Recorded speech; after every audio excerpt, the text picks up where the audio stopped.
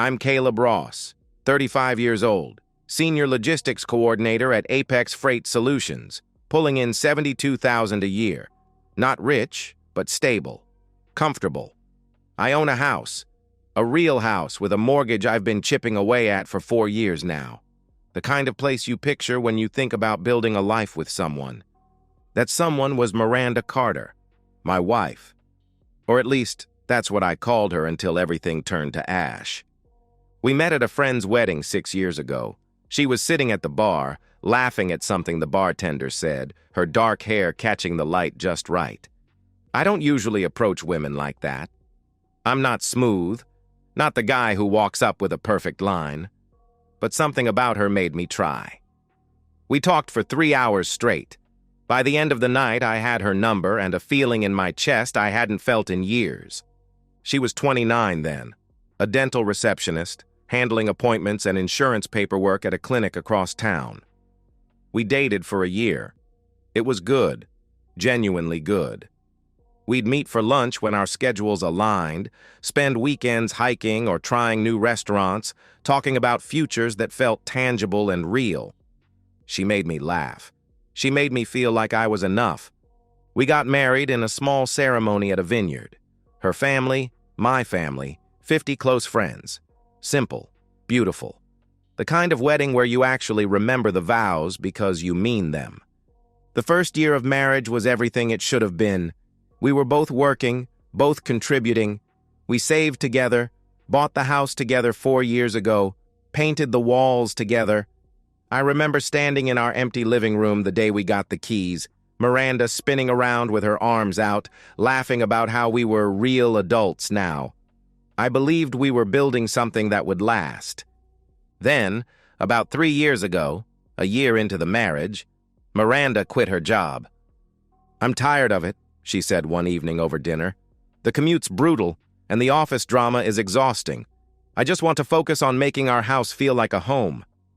I didn't hesitate. "If that's what you want, then do it. We're fine on my salary," I told her. And we were. $72,000 isn't a fortune, but it covered the mortgage, the bills, groceries, everything. I wanted her happy. I thought supporting her decision was what a good husband did. So Miranda became a homemaker. She redecorated rooms, met friends for lunch, spent hours on Pinterest planning projects she'd never quite finish. I didn't mind. I was busy at work, climbing the ladder under the mentorship of Paul Nelson, the director of operations. Paul saw something in me. Potential, he called it. He groomed me for leadership, taught me the systems, introduced me to clients. When he announced 6 months ago that he was retiring early to Florida, he pulled me aside. "You should apply for my position," he said to me. "You're ready. You've earned it." I applied. I was confident. 10 years of experience, respect from the team, a track record of solving problems nobody else could. The job felt like mine before the interviews even started. But I didn't get it. Instead, they gave it to Greg Donovan. Greg was 42, the CEO's nephew, and had zero logistics experience. He walked into the office on his first day wearing a suit that cost more than my monthly mortgage payment and an attitude that made it clear he thought he was doing us all a favor by showing up. The whispers started immediately. Nepotism, unqualified, disaster waiting to happen. Greg's first week confirmed every fear.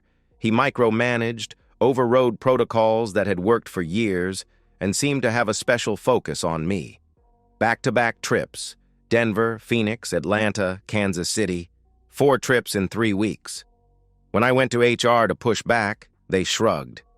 "He's your supervisor. If he says you need to travel, you travel," the HR rep told me flatly. So I traveled. I packed my bag, kissed Miranda goodbye, and told myself it was temporary. That eventually Greg would settle in, realize he was in over his head, and ease up. But he didn't. The trips kept coming. And every time I left, Miranda seemed lighter, happier. Like my absence was a relief instead of a burden. I told myself I was being paranoid, that the stress from Greg was making me see problems where there weren't any. I was wrong, dead wrong. The first time I noticed something was off, I convinced myself I was imagining it. I came home from a 3-day trip to Phoenix, exhausted and irritable from dealing with Greg's incompetent directives. Miranda was in the kitchen, humming to herself, wearing a dress I didn't recognize. Makeup done, hair styled. She looked vibrant, more alive than I'd seen her in months. "You look nice," I said, dropping my bag by the door. "Going somewhere?" She turned, smiled. "Just lunch with some friends. Thought I'd make an effort," she answered casually. It was a reasonable answer, but something about the way she said it, too casual, too rehearsed, made my stomach tighten. Over the next few weeks, the changes multiplied. She started dressing up more often, especially on days she knew I'd be leaving for work trips. She'd shower in the middle of the afternoon and change clothes before I got home. Her hair still damp, her skin smelling like expensive soap.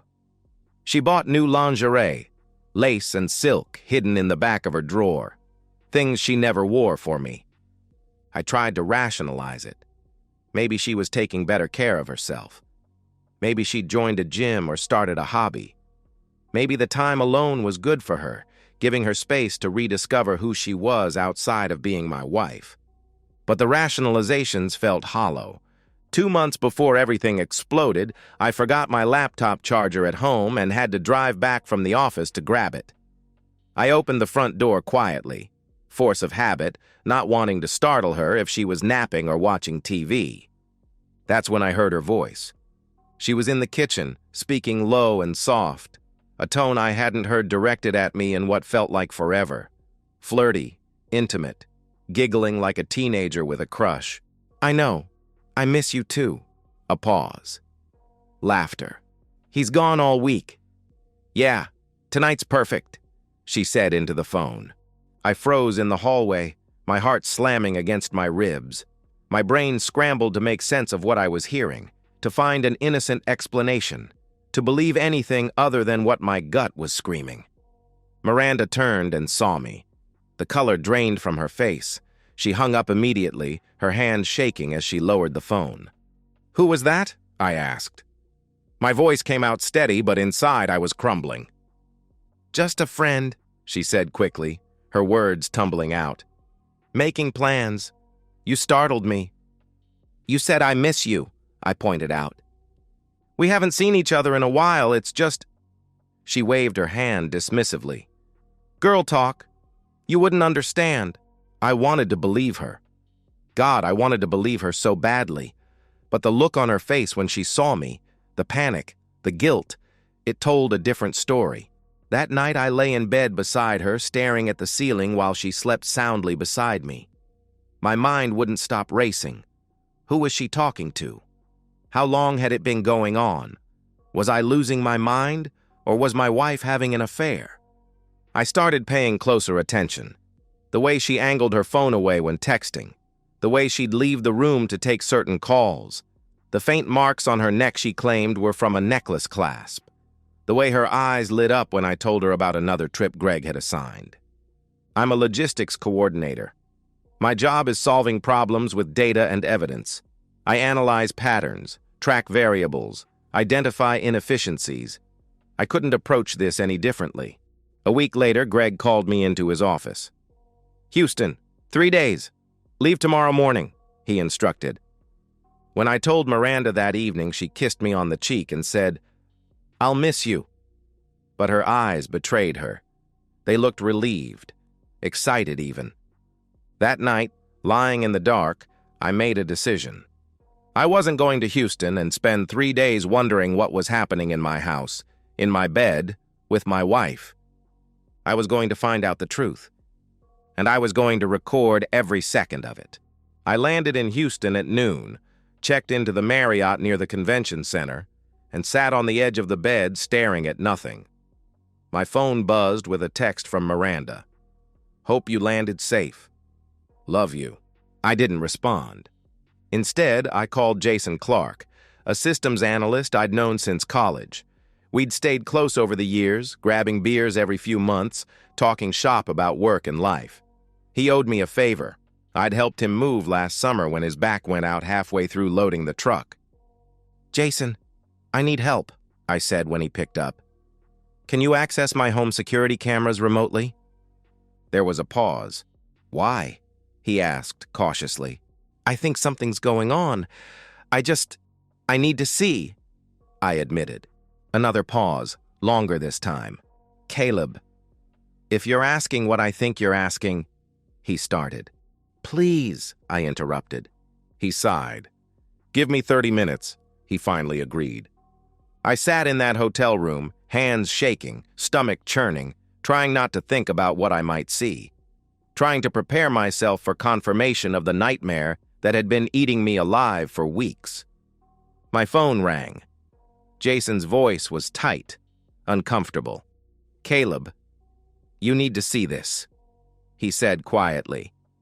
He sent the link. I opened it on my laptop, logged into the security system, and pulled up the live feed from the living room camera. Miranda was there, on the couch, with a man. They were kissing. His hands were in her hair. Her hands were pulling at his shirt. They moved together like they'd done this 100 times before, like they knew each other's rhythms, like they belonged to each other. The man turned his head toward the camera. Greg Donovan, my boss. I stared at the screen, my brain refusing to process what my eyes were seeing. Miranda pulled Greg toward the stairs, laughing, and they disappeared from view. The bedroom didn't have a camera. I'd never installed one there because it felt invasive, unnecessary, ironic. I sat frozen for 10 minutes, maybe longer, replaying the footage over and over, watching my wife kiss another man, watching Greg Donovan, put his hands all over her in the house I paid for. Then the fog lifted, and something cold and sharp settled into my chest. This wasn't random. This wasn't some affair that just happened. Greg had been systematically sending me out of town, 4 trips in 3 weeks, constant travel assignments designed to get me out of the house so he could meet my wife in my bed. The rage should have been volcanic. Instead, it was ice. Calculated. Precise. I opened my laptop and started working. First, I researched California recording laws, 2-party consent state, meaning I couldn't secretly record conversations. But there's an exception for recording in your own home when you suspect wrongdoing or criminal activity. Adultery isn't criminal in California, but trespassing is. If I could catch Greg in my house without my explicit permission, I had grounds. Second, I texted Jason. "Don't delete that footage. Back it up. I need original timestamps." Third, I started building a file. Screenshots of every travel assignment Greg had given me over the past 6 months. Emails where I'd objected to the excessive trips. Calendar entries showing the pattern. I documented everything. Then I booked a flight home for 6 a.m. the next morning. I wasn't going to confront them over the phone. I wasn't going to give them a chance to prepare, to spin a story, to get their lies straight. I was going to walk into my house and catch them in the act with evidence so undeniable that neither of them could ever wriggle free. But it wasn't just about the affair. It was bigger than that. Greg had abused his authority to destroy my life. He'd sent me away so he could sleep with my wife. He'd used his position to make me miserable while he violated everything I'd built. And Miranda, she'd welcomed it. She'd played the loving wife while meeting with my boss the moment I left town. They both needed to understand there were consequences. I spent the rest of the night researching employment law, hostile work environment, abuse of power, negligent hiring. I took notes, copied statutes, saved precedents. I researched divorce attorneys, personal injury lawyers, civil litigation specialists. By the time the sun came up, I had a plan. The flight landed at 10 a.m. I turned my phone back on and checked the security feed. Greg's black Audi was parked in my driveway. I drove home slowly, parked 2 houses down, and walked up the street like a man heading to his own execution. The front door was unlocked. I stepped inside and heard sounds from upstairs. Muffled voices, bed springs, laughter. I grabbed the baseball bat from the coat closet. Then I pulled out my phone, opened the camera app, and started recording. I needed 30 seconds of footage, undeniable proof. Then I was going to make sure Greg never walked right again. The bedroom door was cracked open, careless, arrogant, like they didn't think they needed to hide anymore. I stood outside, phone in hand, recording through the gap. The angle was perfect. Clear view of the bed. Clear view of Miranda on top of Greg. Both of them naked. Both of them completely lost in the moment. 30 seconds. That's all I needed. I got 45. I saved the video. Backed it up to the cloud immediately. Evidence secured. Then I kicked the door open. "What the hell?" I shouted. The room exploded. Miranda screamed, scrambled off Greg, grabbed the sheet to cover herself. Greg sat up, eyes wide with recognition, his face going from flushed pleasure to pure terror in half a second. "Caleb! Wait!" he started, his voice panicked. I didn't wait, didn't speak, didn't give him time to beg or explain or lie. I swung the bat. It connected with his shin with a crack that echoed through the room like a gunshot. Greg's scream was primal, animal, ripping out of him as he fell off the bed, clutching his leg, his body convulsing. Miranda was sobbing. "Caleb, stop! Please!" she screamed. I swung again, this time the other knee. The sound was worse, wet, crunching, like breaking a thick branch. Greg's screams turned into gasping, choking sobs. He tried to crawl away, both legs useless, dragging himself across the floor. "You thought you could sleep with my wife in my house?" I said, my voice cold and detached, like I was narrating someone else's actions. "While you sent me out of town so you'd have time?" "I'm sorry, God, please, I'm sorry." Greg gasped, tears streaming down his face. "Crawl," I ordered. "What?" he choked out. "Crawl out of my house," I commanded. He tried. He actually tried. Dragging himself toward the door, legs twisted at unnatural angles, leaving smears of blood on the hardwood. He was crying, pleading, begging me to call an ambulance. I turned to Miranda. She was on the floor now, clutching the sheet around herself, mascara running down her face in black streaks. "Get dressed. Get out," I said flatly. "Caleb, please. It was a mistake. We didn't mean—" She stammered through her sobs. "Get out," I repeated. "This is my house, too," she protested weakly. "No," I answered, stepping closer. She flinched. "It's my house. I bought it before we got married. My name on the deed. My mortgage. You have no legal claim to it. Get your stuff and get out before I drag you out." She dressed in seconds, hands shaking so badly she could barely button her jeans. She ran past me, past Greg still crawling toward the stairs, and out the front door. I followed Greg down the stairs, watching him drag himself step by agonizing step, his sobs echoing through the house. When he finally made it outside onto the lawn, I slammed the door and locked it. Neighbors were outside, phones out, recording. I didn't care. I called 911. "I need an ambulance. Someone broke into my house. I defended myself," I said calmly into the phone. The operator asked questions. I answered clearly, precisely. I came home and found my boss in my bedroom with my wife. He was trespassing. I felt threatened. I defended my property, I explained. The police arrived with the ambulance. I showed them the video I'd recorded. Greg and Miranda in my bed, clear faces, undeniable acts. "I have a right to defend my home," I stated. "Castle doctrine. He was trespassing." Greg was loaded onto a stretcher, still screaming, still crying. The paramedics worked on stabilizing his legs, shattered tibia on one side, destroyed knee on the other. Emergency surgery would be needed. Multiple surgeries, probably. One of the officers took my statement.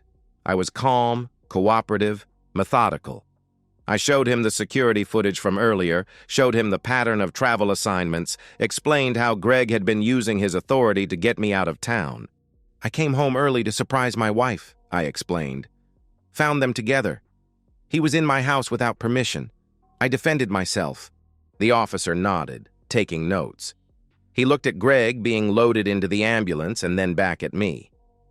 "You'll need to come down to the station to give a formal statement," he informed me. "Of course," I agreed. They left. Greg went to the hospital. Miranda disappeared, probably to her sister's place, or a hotel, or wherever cheaters go when their lives implode. I sat on my couch, hands still shaking from adrenaline, and called Daniel Park, an attorney whose name I'd found during my research the night before. Employment law and civil litigation. He answered on the second ring. I explained everything: the affair, the video, the assault, the trespassing defense, the pattern of work assignments. Daniel was quiet for a moment. Then he laughed, not cruel, but satisfied. "We're going to destroy them, all of them," he said confidently. "Good," I replied. "Greg will try to press charges. Assault with a deadly weapon. He'll say you attacked him unprovoked," he warned. "I have video evidence of him trespassing and committing adultery in my home. Castle doctrine covers defensive actions," I countered. "Exactly," he agreed. "And we're going to file a lawsuit against Apex Freight Solutions for hostile work environment, abuse of authority, and negligent hiring. Greg used his position to facilitate an affair, and the company enabled it." "How much?" I asked. "$250,000, maybe more. Depends on how badly they want to avoid this going public," he estimated. I smiled for the first time in hours. "Let's make it public," I said. Greg thought losing the use of his legs was the punishment. He was wrong. That was just the beginning. I was about to take everything else he had, too. 6 months later, I sit in my new downtown condo, floor-to-ceiling windows overlooking the city, a glass of whiskey in my hand. The view is clean, modern, untainted by memories of betrayal.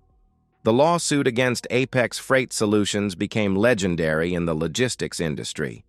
Daniel Park built a case so airtight that even the company's overpriced attorneys couldn't find cracks. We had everything: video evidence of the affair, security footage showing Greg's repeated visits during my work trips, email records proving the pattern of excessive travel assignments, testimony from co-workers who'd witnessed Greg's incompetence and vindictiveness. The company tried to settle quietly for $50,000. Daniel laughed in their faces. "Try $275,000 plus Greg's immediate termination, or we go to trial and I drag your CEO's nepotism through every industry publication and business journal in the country," he told them. They folded in a week. I walked away with $275,000. Greg was fired, his reputation obliterated, his name now synonymous with abuse of power and moral bankruptcy. He'll never work in logistics again. Hell, he'll be lucky to get hired managing a storage unit. The divorce was even simpler. I filed on grounds of adultery with video evidence Miranda couldn't deny. She didn't even contest it. She had no leverage, no defense, no sympathy. I kept the house, the savings, everything. She'd signed a postnuptial agreement 3 years ago when we refinanced the house, right around the time she quit her job. She walked away with nothing. Last I heard, Miranda's living in a studio apartment on the bad side of town, working at a call center making $14 an hour. Her family disowned her after the video made its rounds through their social circles. Her friends distanced themselves. Turns out nobody wants to associate with the woman who destroyed her marriage by sleeping with her husband's boss. Greg's life collapsed even more spectacularly. His wife, Diane, divorced him, took their 2 kids, kept the house that was in her name. His medical bills from the leg surgeries, 2 operations, months of physical therapy, drained what savings he had left. With no job, no references, and a reputation as both incompetent and morally bankrupt, he couldn't find work anywhere. A mutual acquaintance told me Greg's now working part-time at a warehouse, making $16 an hour, still limping on legs that never healed right. He lives in a studio apartment smaller than my new walk-in closet, still paying off medical debt. As for me, I quit Apex 3 months after the settlement, walked into the CEO's office, dropped my resignation letter on his desk, and told him exactly what I thought of his company's hiring practices. Started my own logistics consulting firm with the settlement money. leveraging a decade of experience and professional relationships I'd built. Business is good, better than good. Clients appreciate expertise and integrity, two things Apex clearly didn't value. I sold the old house. Too many ghosts, too much history soaked into the walls. Bought this condo instead, modern, clean, mine. I'm dating again, carefully, slowly. I'm in therapy, working through the betrayal and the violence, understanding myself better. People ask if I regret breaking Greg's legs, if I went too far. My answer is always the same. He systematically dismantled my life so he could fuck my wife in my bed. He got off light, I tell them. Justice isn't always pretty, but it's necessary. Protect yourself, document everything. When someone betrays you, don't just get mad, get evidence, then make sure they face consequences. I'm 35, divorced, self-employed, and free, and I'd do it all again. And so, we've reached the end of today's story. Was it what you expected, or did it take a twist you didn't see coming? I'm curious to hear your thoughts. Share them in the comments below, and let's get a conversation going. If this story kept you hooked, make sure to hit that like button. And if you're new here or just haven't subscribed yet, now's the perfect time to join our community. I bring you fresh, captivating stories every day, so click that subscribe button and turn on notifications so you never miss out. Thanks for watching, and I'll see you in the next one.